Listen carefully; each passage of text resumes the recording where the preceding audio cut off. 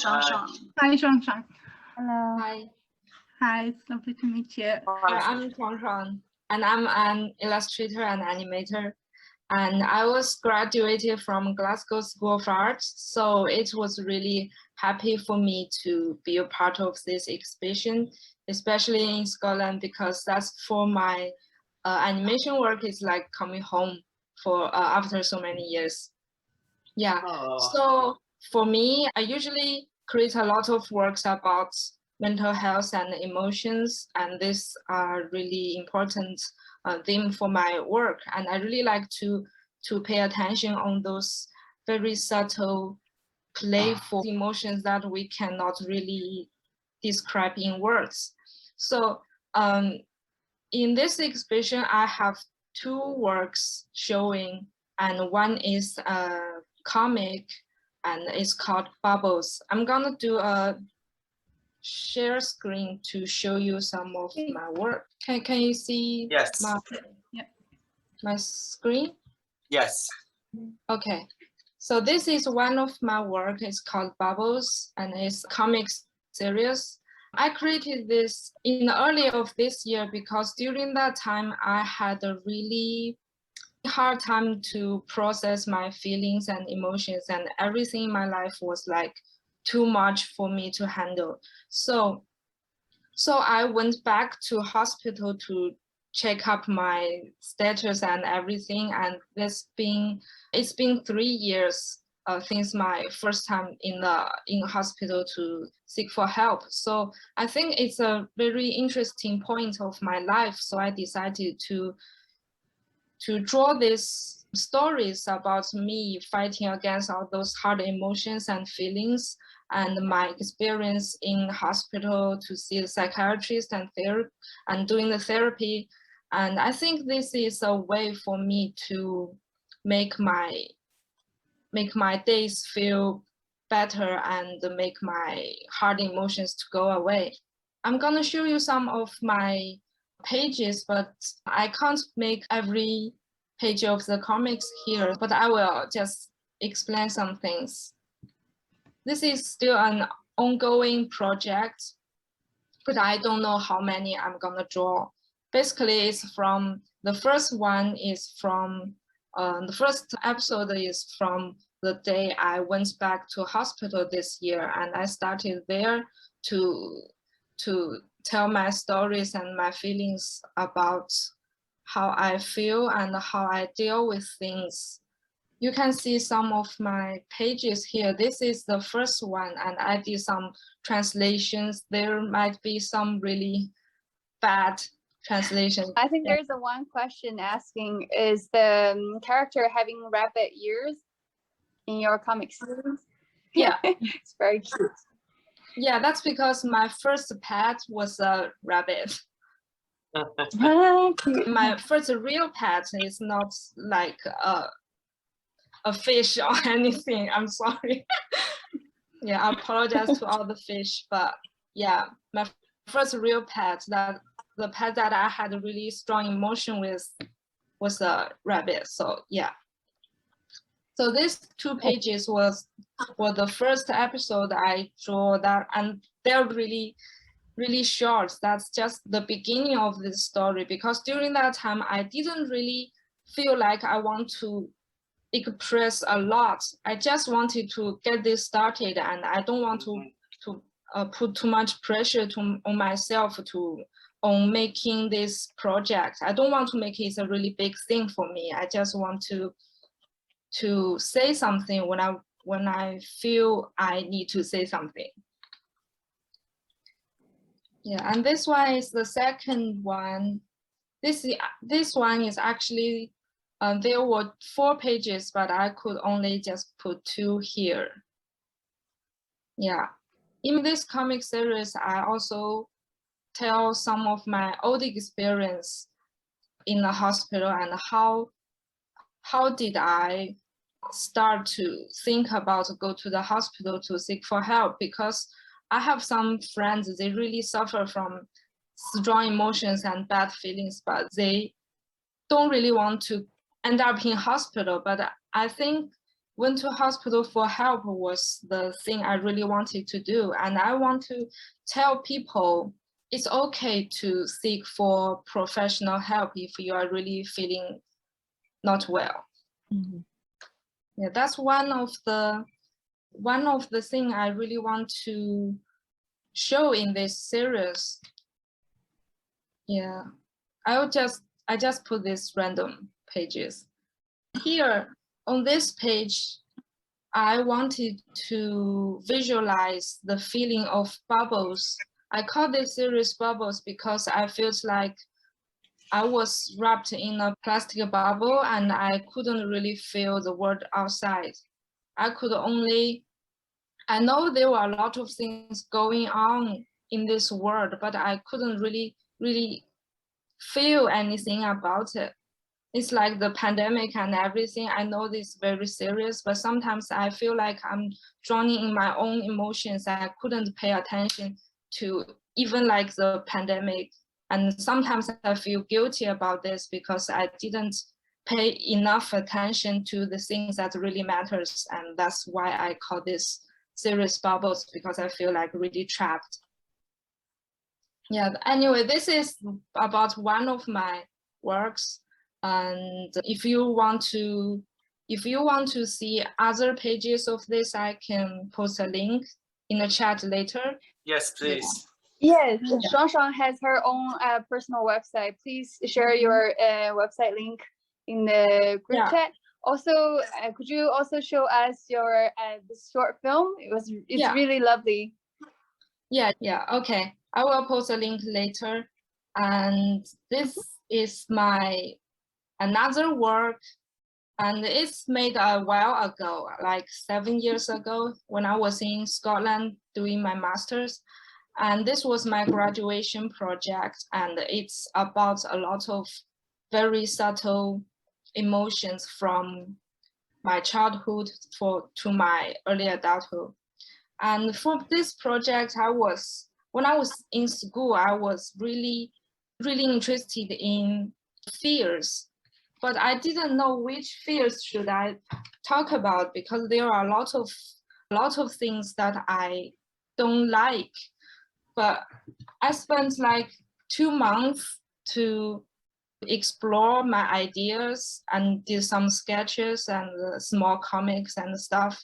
And then I found this fear about aging and growing up could be a topic. And this topic can include a lot of so yeah, this is the theme of this animation. I'm gonna show you this very, very short animation.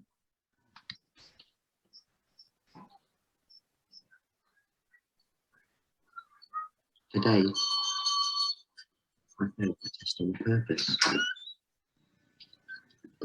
I'm a little bit excited about this. I've never done this before. Failed the test to stay in my old grade. I see this man every day in the bus stop.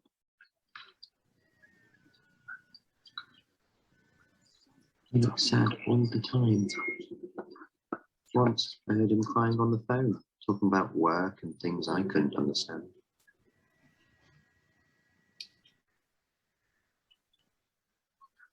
Mo, are you afraid of dying? I don't know. I think I'm more scared of Mum and Dad dying. That makes sense.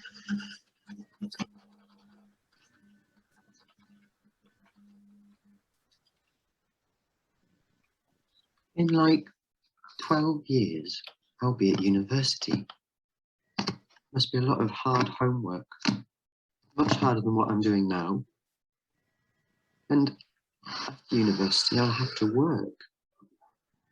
Making money scares me. I don't think I can ever make a lot of money. And pretty soon, I'll be getting married. No.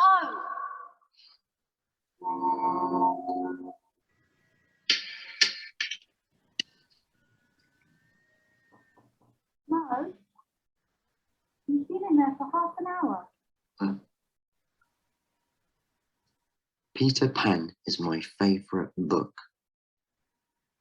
All children except one grow up. That's the first line of the book. I'm jealous of him. He lives in a Neverland and never grows old. They call it Garaspophobia. Huh? An abnormal and persistent fear of growing old and aging. I don't think I'm abnormal. I think I'm quite normal, actually. Mum says milk is important, so she gives me a glass of milk every morning, but I don't drink it. By doing this, I might grow slower. Finished your milk? Good boy. Last week in school, they were measuring our height and other stuff to make us new school uniforms.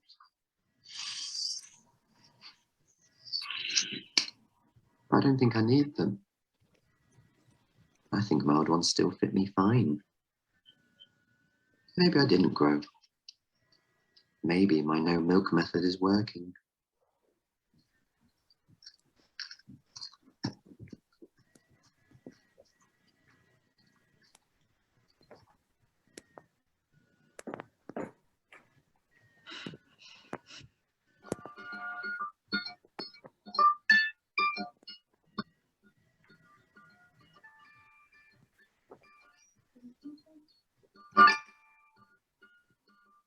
Yeah, this is my animation. Amazing. There's been quite a few comments on the side while it was showing. I think everybody was particularly impressed. Yeah, I loved it. I had seen it, but absolutely amazing. Marty shared a bit more information about the piece. This one will be projected outside of the hospital as well. So if you want to see it live in Scotland, you're around and you want to come and see it on the projected, come along. But we won't be putting it online for copyright reasons, but we will project it. I'm really excited for when we can do that. Thank you so much for sharing that. That was amazing. Thank you. Again, if anybody's got any questions, feel free to put them in the chat, and obviously the conversation can continue there. I'm just conscious of time because it's so. I think we've asked another artist to share a bit more about their piece, and it's Jenny Mason. Hi, everybody. It's been really interesting so far and lovely to see all the pieces of work. I was planning to do this from my studio, which is in Summerhall in Edinburgh, but they're building a venue immediately outside it, and it's incredibly loud. So I've been upgraded to this. This is the Dean's office. These are not my works. Yeah. So, well, I became a mum in 2015, and before that, I was a painter, and I also worked on a mental health project.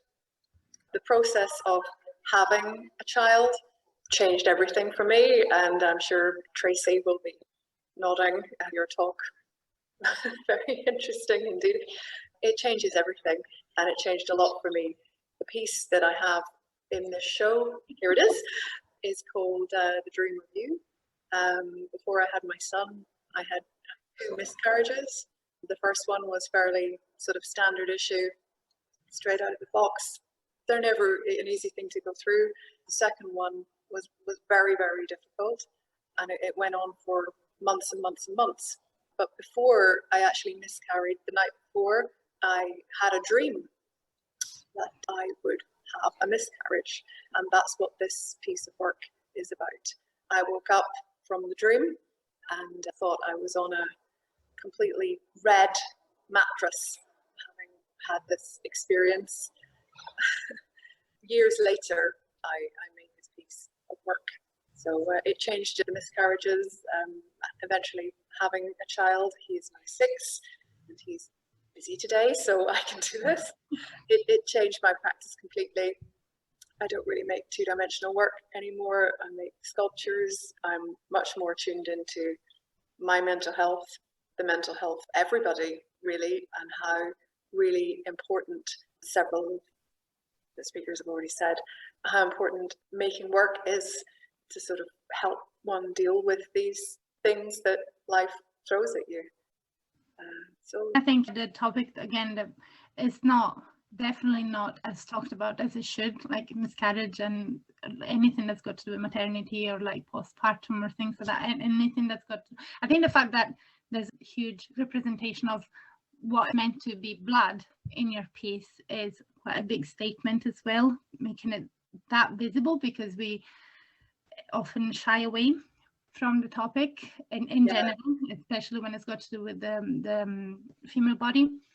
So I think it's worth saying that, yeah, you've mentioned this, but this is originally a sculpture, isn't it? So we have a photo of the sculpture, but we don't have the actual sculpture as part of the exhibition, a physical one, but it is. And I think you described that you've made this with a baby pillow, didn't you? Your baby yes, my son, you can get these kind of like little flat pillows for when a baby moves from the cots into a bed and all the sort of changes that they go so they don't suffocate themselves and blah blah blah blah. So he had finished with his little flat baby pillow, and he had moved into like a big boy bed and with a pillow that anybody else would use. So I just took pillow and made this with it. Most of the work that I make, I tend to think quite a lot about what I'm going to make, how I'm going to make it, and the process of actually doing it is pretty quick. So this was just watercolor and ink over the sink in my studio. It was easy to produce. I think it's one of those pieces that it's, you know, apparently like simple, so simple but so intense at the same time. At least that's how I found it. And if you see it at the very beginning, you're not really sure what it is about. It could mean different things really, and it's only once you read it then you get the full caliber and the full intensity of the experience. And it's once you then realize that the red is for the blood and everything, that it really hits you, I think. And again, it's got to do with like personal individual experiences or things, but I found that it definitely really spoke to me, and I'm really glad we were able to include this piece. So I can't see the chat. I don't know if there's any questions or comments about this. If there's anything going on, I'm going to stop sharing just so I can see. There's some really lovely comments coming through about your work, and some powerful responses from people already on some of the comments on the gallery. So fantastic piece to share with us. And I suppose it must be it's an interesting thing seeing it in 2D, but it's the physicality of that work that, you know, even through the 2D photograph that really comes through, and that sense of all the different things that a pillow can mean and feel, and all those comforting, as well as also obviously the sadness and the intimacy of that object, even though it's an object that almost every person has. So powerful. Well, thanks for including it. Thank you so much for sending that. We're really proud to have it as part of the exhibition. Yeah, really looking forward to seeing it printed and physically as well. But thanks so much for sharing that as well today. It really adds another layer, I think, and it was great. Yeah, thank you so much. Thank you, Jenny. And I have just shared a new comment from our audience. He's a man, and he said he was shocked by your work. Nothing to say. He said at that moment, he becomes you, he becomes she, and he becomes women and felt your pain, your story, and your sadness. And I have just put all of this in the chat box. That's beautiful. Thanks, Marty, for sharing that. Oh, I can see it now. Yeah, there's a long comment there. I will also copy these comments and share them with everybody, so that if we want to like read them with a bit more time and actually like dig into them, so, and also for you to keep them and their comments to your pieces as well. So yeah, I will share that after the event. But thank you so much again, Jenny. You're welcome. And last but not least, we've asked another artist to share a bit more about their piece, and it's Danielle Neal. Is here today. Hello. Hi, Danielle. It's nice to meet you. Hi. It's so lovely to be part of this exhibition. So I'm from Scotland and I'm currently living in China. And basically the piece is based on some footage that I took when I was in quarantine in Nanjing. I had a new job and I was coming back to China from Scotland during the epidemic time. And I faced like an unexpected kind of quarantine period where I was kind of underprepared for such a thing to be happening, and it was a new city as well, so it was a lot of, I think it took around 3 weeks to get back to China. During the time of the hotel, during the isolation period, I kind of experienced like a lot of reflection on many things I'd kind of experienced up until that moment, and the kind of the claustrophobia and the feeling of not being able to escape that one space. It was a very, very small space with just one room, and the bathroom as well with a small window. And you weren't able to even open the door or to leave or anything like that. And obviously in such a difficult time, you have to do these things, and it was something which many people would have faced during that time. And so over that time, I was trying to occupy my time, and I did a lot of writing and photographs, and I did some filming as well. Where I then at the end of it had some footage, and I was lucky enough to have this exhibition to explore. I could put the pieces together and to try and share the kind of experience that I had during that time. And there was a lot of kind of appreciation. There was appreciation for things that had come, and kind of a feeling of the isolation and the loneliness that came with it, and allowed me the space to kind of reflect on things that had come before, like some good moments and some challenging moments. So I'm a theatre maker and a director, so this was my first short film that I made. So it's rusty, but I felt like it's something that's close to me because of such a challenging time. And I feel like it's something that a lot of people may have experienced, maybe not the hotel isolation, but definitely from friends I have back home in Scotland, they've experienced a lot of harsh times, and even more so being in lockdown, and also from stories that have been shared here in China as well. So I feel like I'm very happy to have shared a piece of work that is related to this issue. Thank you so much, Danny. Danny is also a friend of mine, and she's also, yes, a theater director. And would you want to show us part of the film, your first experimental film, and share your screen with us?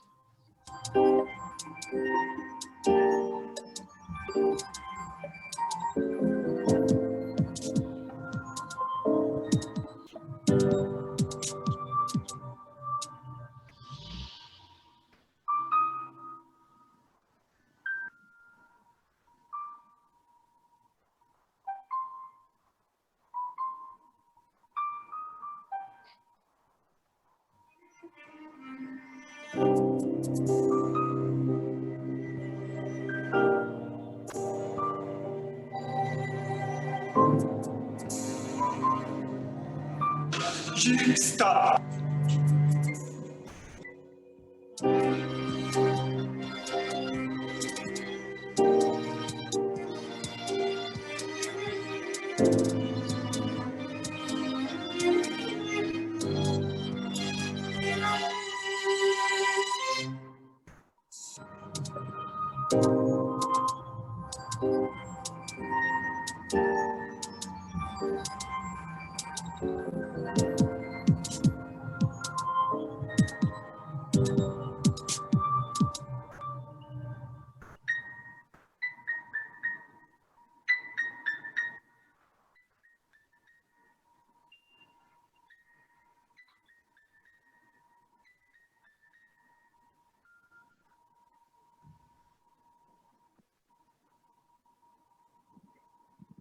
Okay, thank you so much for watching. Thank you so much for sharing it. I think what's powerful about this piece is that obviously it depicts the experience of being alone in a foreign country, but it is somehow extremely relatable, because the experience that we've all had during lockdown, even if we were in our own home, in our own country, or there was that sense of isolation and having to like really finding yourself alone with your own thoughts for such a long time. And I think that is why it's very powerful. And despite being about Danielle in China by yourself, still extremely familiar, I find. Oh, you're back, Danielle. We lost you. Okay, sorry, thank you. Yeah, it was just basically I felt like by the end of the 2 weeks of the quarantine and going back to getting into Nanjing finally, I kind of felt like I had let a lot of things behind. And when I spoke to friends from home, they've had similar experiences in the sense of they feel like they've changed a lot. Their relationships have changed a lot. Their the way that they're dealing with things has changed as well. So I feel like it's an experience that many of us have had. And I hope that I managed to express a little bit of that through the short film that I made. Thank you very much, Danny, for sharing. I think there's a few questions from the chat. One is, what song did you use? I think our friends from this meeting really loved your music. So the music that you chose is very in tune with your video. I can send it. It was actually a friend of mine that made it. So I can send it over to you if you would like. So yeah, she made it especially for this little video that I made. Yeah, oh, that's so lovely. And I especially love the final scene where you're trying to imitate a bird flying, and then the next scene is actual birds in the open sky, and then that contrast, you in a isolated room and then with the bird, that was very powerful. Oh, thank you. I think it was when I was in Beijing. I remember seeing these birds and feeling like they were so amazing how they were following each other in the sky. And it was just before the COVID broke out actually in Beijing, and I took a video of that because I just had a feeling. Well, obviously when you look at birds, you always feel like, I don't know, a sense of freedom, I suppose. And when I was in the hotel room, I think maybe it was really day 12 or something, and I felt like dancing, and I was feeling like I put my favorite music on. I was dancing in the space and just having fun. And the 2 and 2 really came together for me because I remember how I felt during that time, and I was lucky enough that I had that footage to help to share that emotion that I had during that time. Thank you so much, Danielle, for sharing a bit more about it. I'm really looking forward to seeing the piece projected. But no, thanks. I loved it. It was great. Now, we did originally say we would have some time for further questions and conversation, but I doubt we will be able to because we are already 5 minutes over time, which is a shame. We've got obviously all of your messages in the chat, which we will share with everybody. If you're happy, I will add your website under your pieces on the online exhibition. So as I said, we can all keep in touch and go look at each other's work and see a bit more and find out a bit more. But I want to thank you all very much for being here today. This has been such an exciting project, and again, hearing some of the stories today, and just when you read under the exhibition, so many more stories having such a diversity of experiences brought together, but at the same time so universal. And it was really, really inspiring, and we're really, really glad and proud that we've managed to put this together with Morty, Bowen, and obviously myself and Kevin. So much again for submitting your work and for being here today. Thank you so much, Sylvia, for hosting this event. Thanks so much again. Thank you all very much. Yeah, thank you so much. Thank you. I want to say Yilan, Shuang, and Daniel, some of our other artists came today. Each of them is excellent. Some of them also become our volunteers for the exhibition. It's hard to introduce all of them one by one, but I just want to tell you that the largest mental health exhibition in Chinese mainland so far, and I think it is the best. Yeah. I hope, absolutely agree. I hope all of you can pay attention to other artists' works through online exhibition. At the same time, I really want to thank all the staff and volunteers of the two countries. Thank you very much for everything. Thank you. Thank you so much. I just wanted to thank all the artists who came, not just submitted their work, but have also brought so much honesty and, you know, given us an intimate kind of picture of what went behind their practice and their work. That is, it's not easy always to talk about your work, I'm sure, and it's not always easy to talk about these topics. But I also just wanted to say, have a huge thank you to Morty and Bowen. We feel like we've really connected with them and then with many of you as well, and we want to continue to build this conversation and to share this work. It's been so amazing to hear about the exhibition coming alive and seeing it coming alive in China, and we look forward to doing the same in Scotland, but also just to kind of learn and share the connections between our two countries and many people who have worked in both countries or studied or made work. And we're also looking forward to doing more work. We're going to be doing some work around CME around anti-racism and stigma, connecting up with particularly Chinese artists, graduates and students in the next few months. So we look forward to connecting about that as well. But Morty and Bowen, thank you. I think from both Sylvia and our point of view, it's just been an absolute pleasure to be able, and the rest of the Artlink team, I think it's been an absolute privilege to work with you and your colleagues. So thank you for doing this with us. Well, thank you so much, Kevin. It has also been a pleasure for us. And we have learned so much from you, and you know, especially you Artlink has had such a long experience in doing art and also connecting with other social justice issues like in prison justice art. So I think that was really cool and something that I wish in the future we might keep our collaboration with. Definitely, thank you. So yes, thank you, and thanks Sylvia as well for coordinating and curating as well with everyone. Right.